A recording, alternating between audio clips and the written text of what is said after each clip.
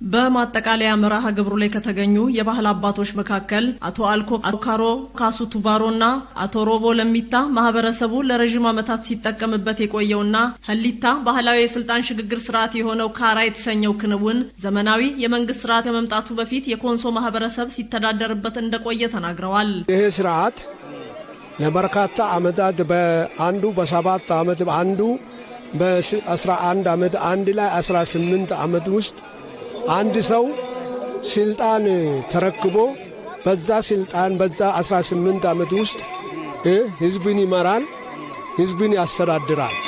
ካራት አካባቢው በሁለት ተከፋፈለ። ሁለቱ ህርባና ጋልጉሳ አለ። ወደ ኬና ስትሄድ መልኩሳና ካልኩሳና ህርባ አለ። ወደ እንትን ደግሞ ወደ ቱሮ ደግሞ ሸበልታ ሙሉት ባህሎች አሉ። የኬና ቱታ ነው። የዱሮ ደግሞ ወደ ቱሮ አካባቢ ሸበልታ ነው። ህዝቡ ህብረተሰቡ መንግስት ከመምጣቱ በፊት እርስ በርስ ራሱን በራሱ እያስተዳደረ ትውልድ ዛሬ ካራ ተብሎ የምንጠራው ትውልድ ሁለት ኮልቶ ማኖ ካልኩሳና ህርባ ይባላል። እንግዲህ በስርዓቱ የባህል አባቶቹ አክለውም ስልጣን የሚረከበው ትውልድ የአካባቢውን ሰላምና ደህንነት እንዲሁም ልማትን ከማረጋገጥ አንጻር ከፍተኛ ኃላፊነት እንዳለበት ገልጸዋል። ቅርብ ጊዜ መንገዶች አሁን ድሮ መንገዶች የለም።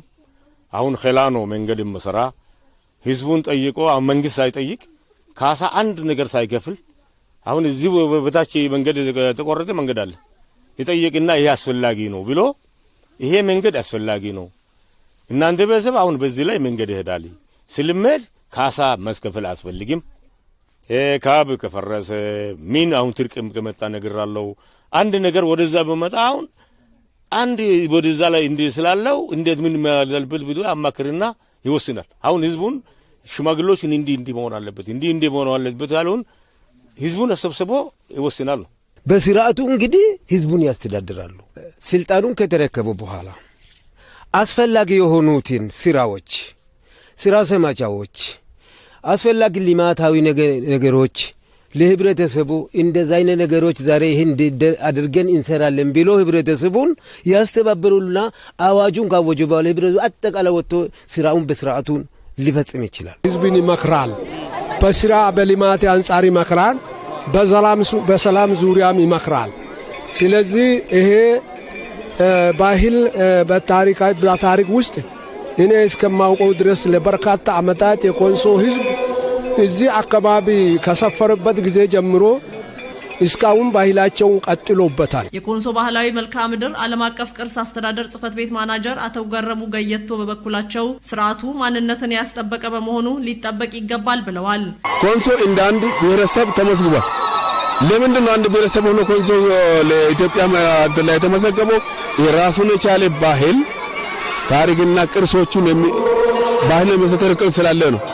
ስለዚህ ወደፊትም ኮንሶነቱን ጠብቆ ማንነቱን ጠብቆ ባህል አሳድጎ መቀጠል ከቻለ የሚቀጥል ከሆነ ሁሉም ማንነቱ መገለጫ ስለሆነ ከእያንዳንዳችን ሁላችንም ባህል ሃይማኖት አይደለም፣ ባህል ሌላ ስልጣን አይደለም፣ ባህል ጋራ ነው የማን መገለጫ ስለሆነ ሁላችን ጥበቃ ያስፈልጋል። ኮንሶ ዞን ባህልና ስፖርት መምሪያ ኃላፊ ተወካይ አቶ ኩሜዳ ኩቴሎና የቱሪዝም መምሪያ ኃላፊ ተወካይ አቶ ገስሞ ገሰሰ ባህሉ የብሔረሰቡን ማንነት እንዲሁም የሀገሪቱ የቅርስ ሀብት በመሆኑ እንዲጠበቅና ለቀጣይ ትውልድ እንዲተላለፍ የበኩላቸውን ድርሻ እንደሚወጡ ተናግረዋል።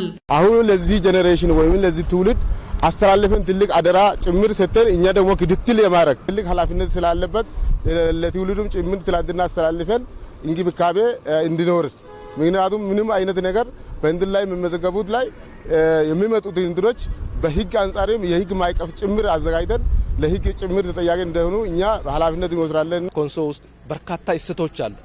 ስቲልናው ብዙ ተጠንተዋል፣ ግን አሁንም ብዙ በርካታ ጥናቶች ይፈልጋሉ። ስለዚህ በውስጥም በአገር ውጭም ያላችሁ አጥኞች የኮንሶ ጥልቅ የሆነ ባህላዊ እሴቶች ላይ አሁንም ጥናትና ምርምር እንዲካሄዱ እነዚህ ጥናትና ምርምሮች ደግሞ ለቱሪዝም ገበያ እንዲበቁና ከዚህ የበለጠ አካባቢው እንዲታወቅ እንፈልጋለን።